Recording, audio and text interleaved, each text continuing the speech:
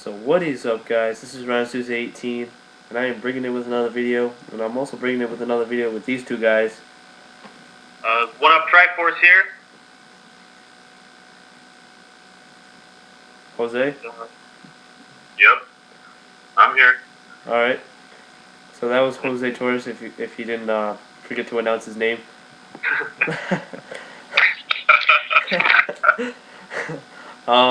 So basically what we're going to be doing is talking about Friday Night SmackDown. So let's start it off. So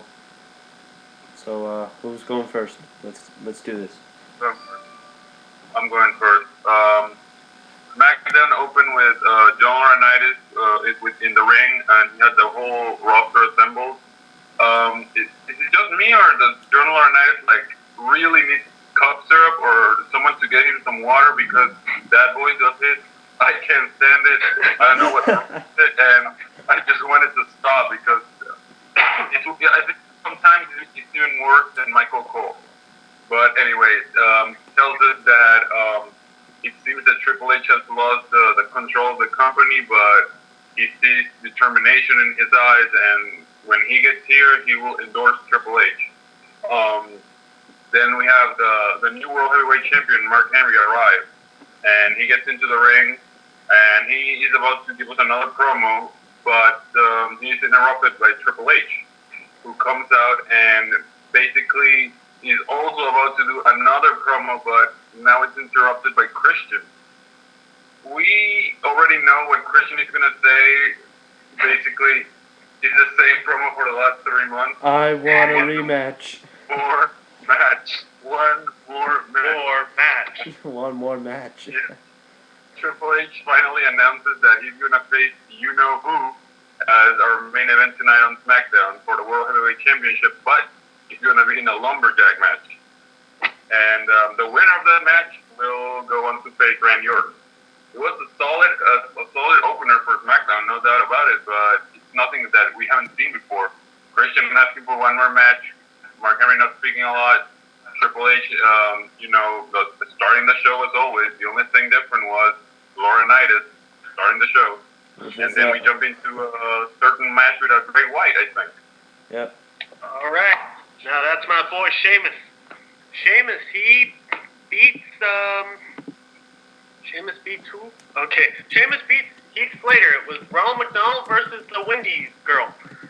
And after that, that was pretty much it. Sheamus won. Now, other than Sheamus, I would like to get into something I like to get into, and that is the Sin Cara. That happened later on, but it's mainly what I like to talk about on my show.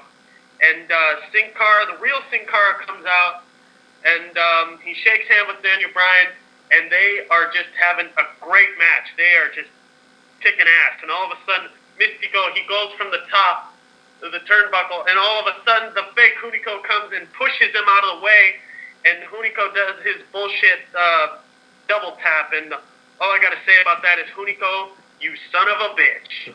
Mystico is gonna break your arm with La Mystica next time he finds you on the street. Anybody else got anything? Let's see.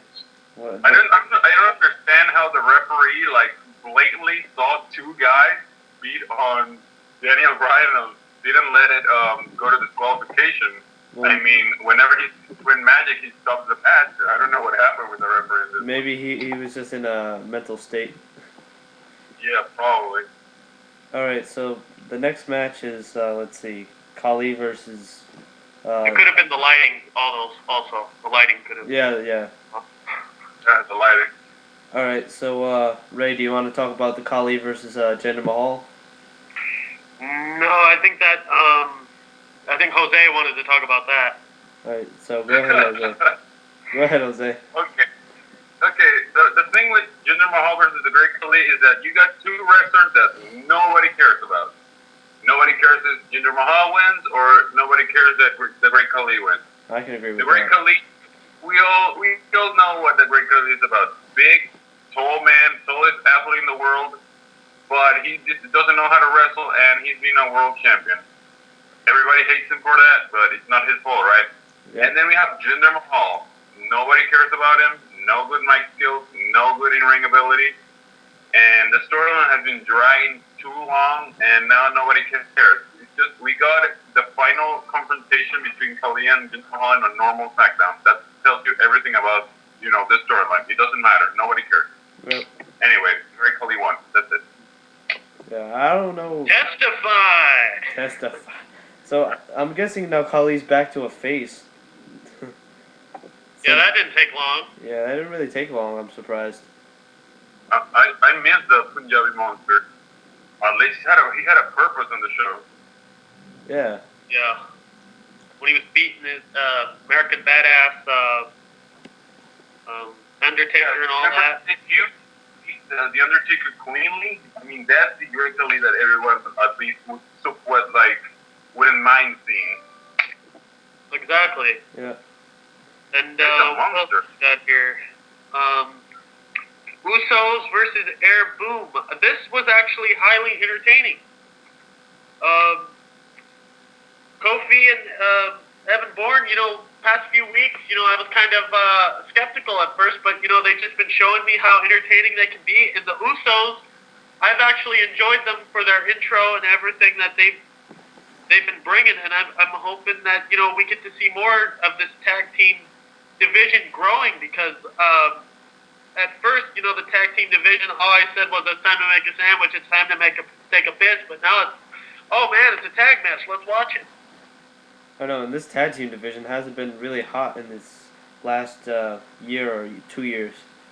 There's not a lot of tag teams. Like, basically all we have now is Air Boom, Awesome Truth, the Usos, and Michael McGillicuddy and David Otunga.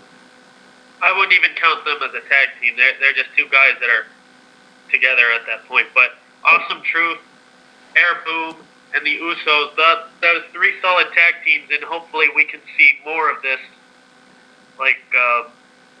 in the near future. Yeah.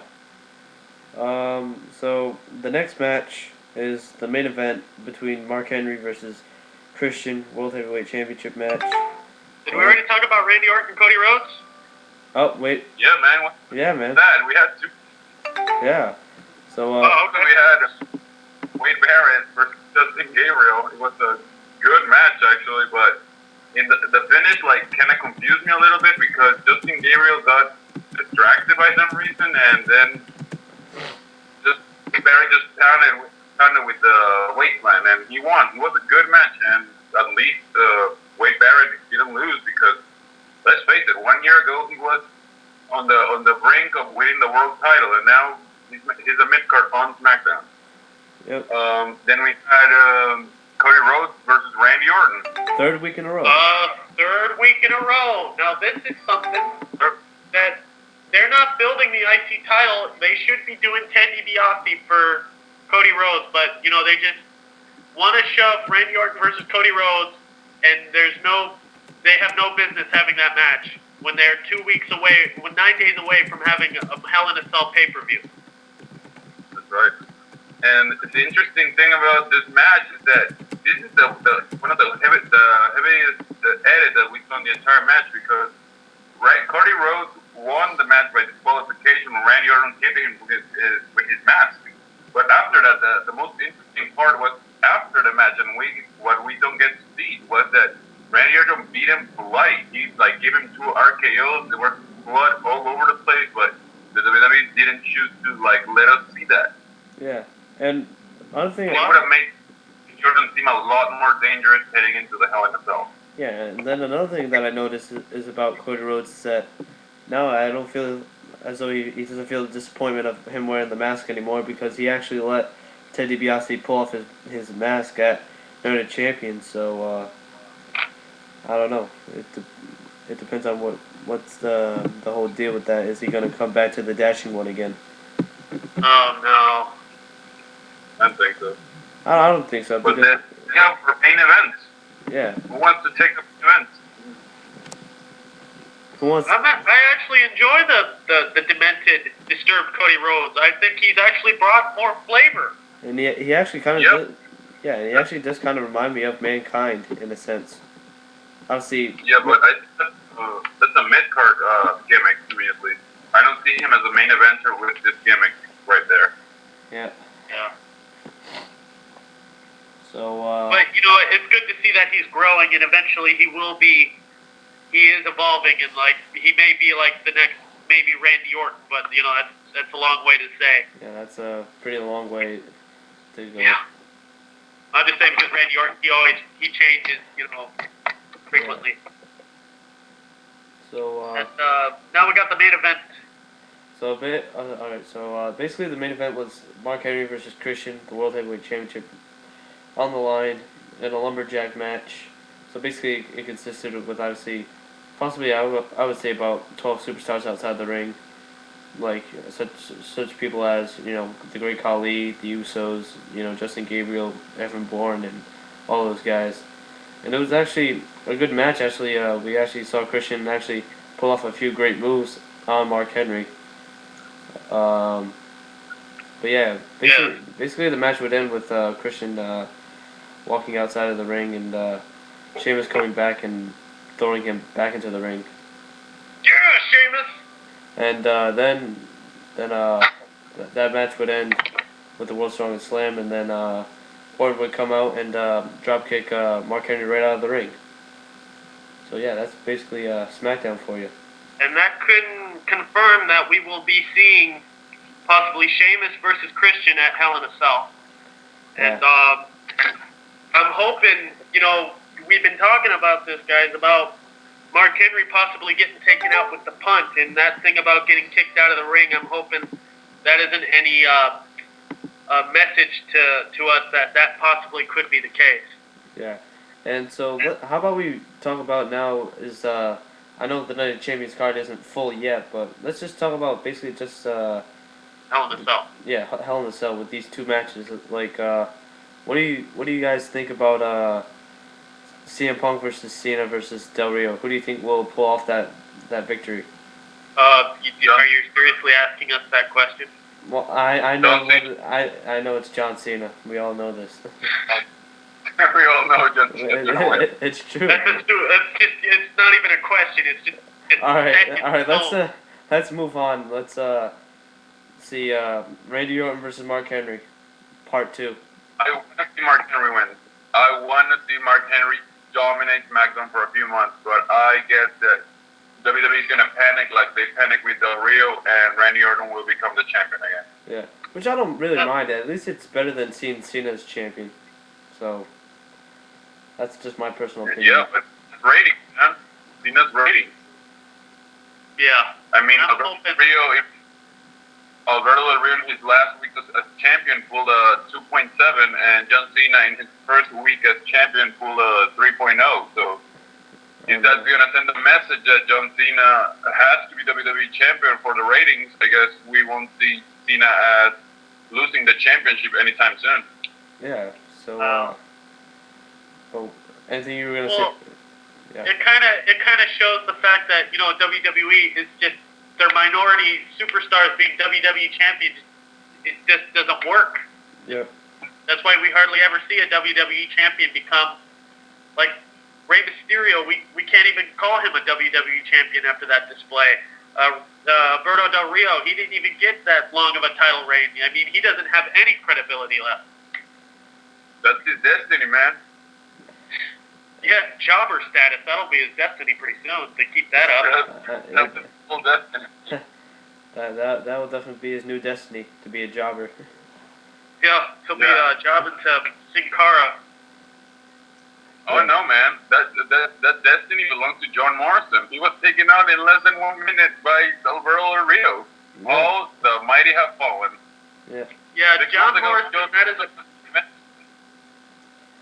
6 months ago, John Morrison was minute, and now look at that. He lost in under a minute. Yeah. Yeah, after his injury, it's kind of unfortunate. They were talking about a push for John Morrison, but now we see that we're back to square one with John Morrison. We're getting the spot monkey who gets taken out in 3 seconds. Yeah, and as we can tell that Morrison has the potential to be a main eventer. It's just he still needs that big push. And also, he has a shitty attitude. He has to work on that. Well, yeah. He barely cuts promos. Yeah.